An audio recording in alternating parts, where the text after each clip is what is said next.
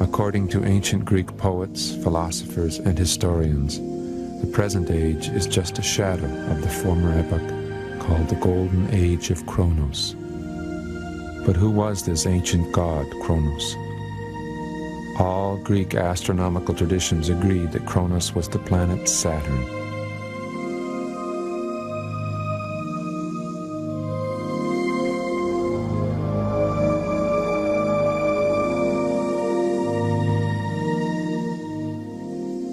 Our own name for the planets came from the Romans. In unison, Roman poets and historians insisted that in a former time Saturn had ruled as a god-king.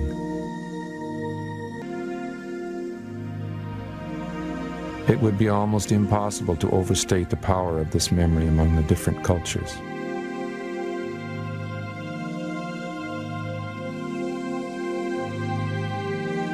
For the Babylonians, the Hebrews, and the Greeks, the most sacred day of the week was the Sabbath, a ritual remembrance of the lost epoch. And in each of these cultures, this holiest day was the day of Saturn,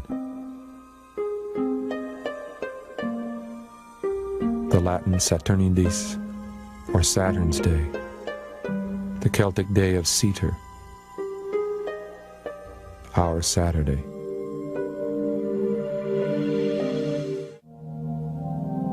A worldwide tradition says that before a king ever ruled on earth, a prototype of kings arose in heaven, the universal monarch. The Aztec Quetzalcoatl, the Egyptian Ra, the Hindu Brahma. Every culture had its own universal monarch.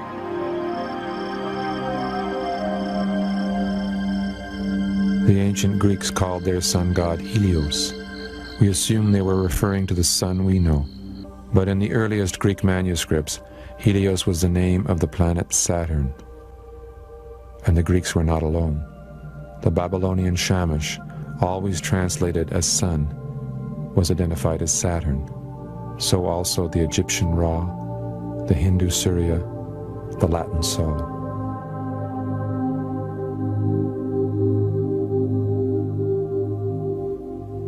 But Saturn is a mere dot in a starry expanse. What could have caused the first star worshippers to celebrate that minute speck as the sun?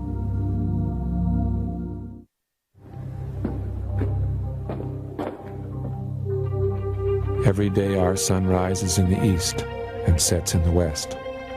But the archaic sun god Saturn did not rise or set. It did not move. Egyptian texts say of the sun god Atum, or Ra, the great god lives fixed in the middle of the sky. Surprisingly, the Babylonians used almost exactly the same language to describe the sun god Shamash in the stationary center of heaven. To the Hindus, the sun god Surya occupied the place of supreme rest, the motionless sight. So too the Greek Helios and the Aztec Quetzalcoatl. In their earliest expressions, these figures occupy the stationary cosmic center. Ancient Iranian astronomers identified the pole as Saturn's home, and so did the Neoplatonists of Greece. Roman poets remembered Saturn as the steadfast star, and Chinese astronomers recalled that, in the beginning, Saturn was the arch premier at the celestial pole.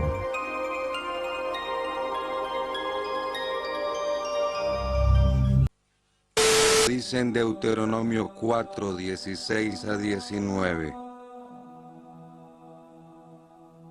Para que no obren ruinosamente y realmente no se hagan una imagen tallada, la forma de símbolo alguno, la forma de símbolo alguno, la forma de símbolo alguno.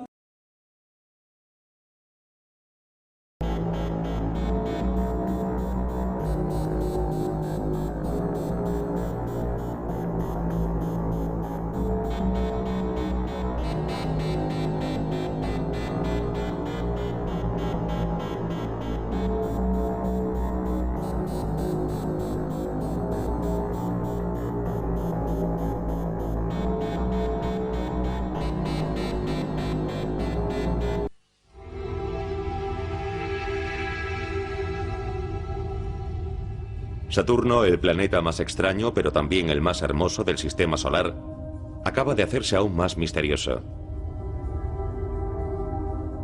En 1979, la nave espacial Voyager mostró una forma perfectamente geométrica en el polo norte del planeta.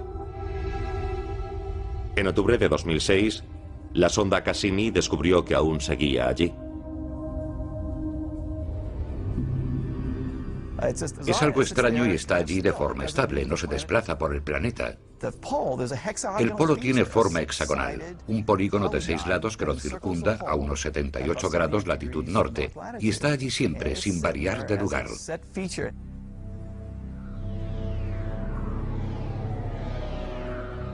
El hexágono es similar al vórtice polar de la Tierra, donde soplan vientos en círculo alrededor del polo.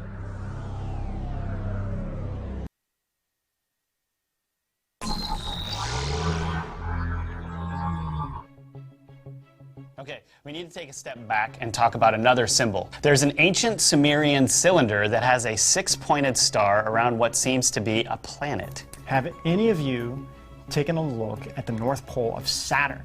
Why is no one talking about this? The North Pole of Saturn has a very strange shape on it. It's a hexagonal storm. That's right, because those happen all the time, right? When's the last time you saw a hurricane or something that was in that shape? Now, this shape is known as a hexagon. If you take a cube and turn it, it looks like a hexagon. A hexagon has 6 sides or 6 points. What else has 6 points? Some star symbols have 6 points too. One in particular is the Star of David that is used in Judaism. Did you know that this star wasn't associated with Judaism in ancient times? So where did it come from? Fritz Springmeier says in Bloodlines of the Illuminati, quote, the Seal of Solomon, the hexagram, was not considered a Jewish symbol before the Rothschilds began using it, end quote. He goes on to explain, quote, throughout the Middle Ages, the Seal of Solomon has been used by Arab magicians, Kabbalist magicians, Druid witches, and Satanists. One of the few ancient uses of the symbol was on the floor of a 1,200-year-old Muslim mosque found where Tel Aviv is today, unquote. This hexagram and the cube can be found in many strange places and in many strange rituals. Jewish people place these things called a tefillin on their heads for morning ritual, and there's also a cube ritual where they tie them on to their left arm. But these black cubes can be found all around the world, in Hamburg, Santa Ana, New York, and Denmark. The most known use of a cube is the Kaaba in the Great Mosque of Mecca, Saudi Arabia, which contains a black stone. We don't want to get too much into this because, I mean, man, this could be a whole episode on its own. The Kaaba is prayed to 5 times a day. Once a year, Muslims gather at the Kaaba for the Hajj, or the Islamic pilgrimage, and together walk around it counterclockwise 7 times, both at the beginning and at the end of the pilgrimage. Do you remember earlier we said that human thoughts have power? It's been proven. What happens when humans put their mind intent on something 5 times a day, or when they get together in unison and walk around something like this, and what does it represent? Here's a quote we found. Quote, Saturn is the gateway, the point at which all thought is fixed, the point at which all feeling shall be projected as the eye opens. Much ritual and preparation has gone into the issuance through the gateway of the ancient ones, unquote. This quote came from the book, The Illuminati Formula to Create an Undetectable Total Mind Control Slave by Fritz Springmeier and Cisco Wheeler, who printed a dialogue with a mother of darkness, whatever that is. So why did we share this? They mention an eye, curiously. We showed you the North Pole of Saturn. Has anyone ever bothered to look at the South Pole of Saturn? Have a look here. So, what does this look like to you all?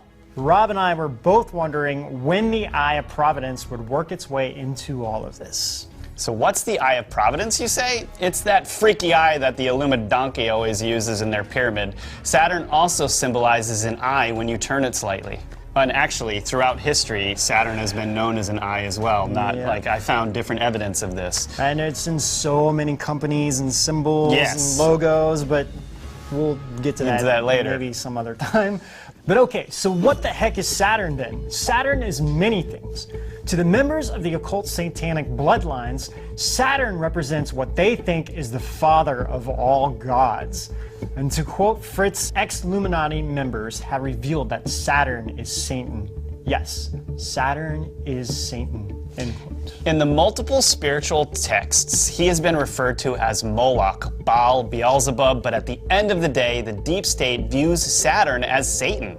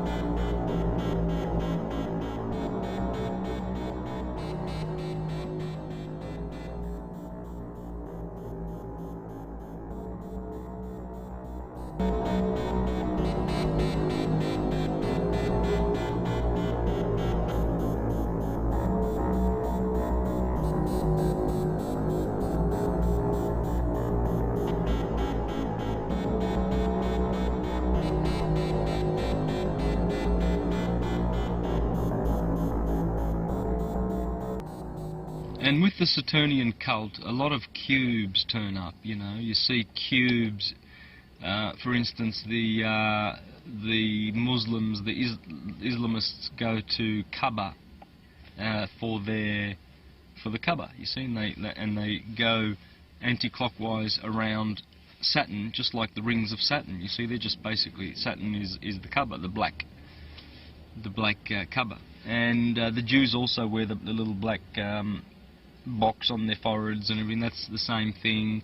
Monuments all around the world, as you mentioned, the one in Parliament here in Australia, we have the box, the Kaaba. It turns up everywhere where the Saturnian cult like to leave reminders of their cult, you see, and their power, and where they are, and where they dominate, and where they rule. They like to sort of, like the animals that like to mark their territory, you see.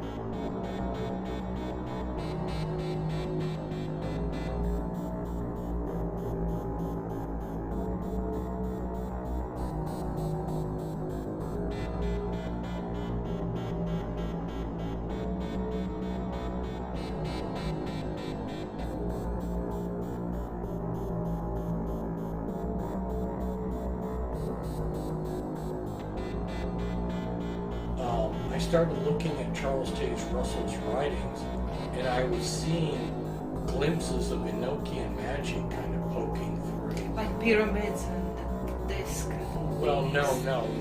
The power of Enochian magic is the watchtower.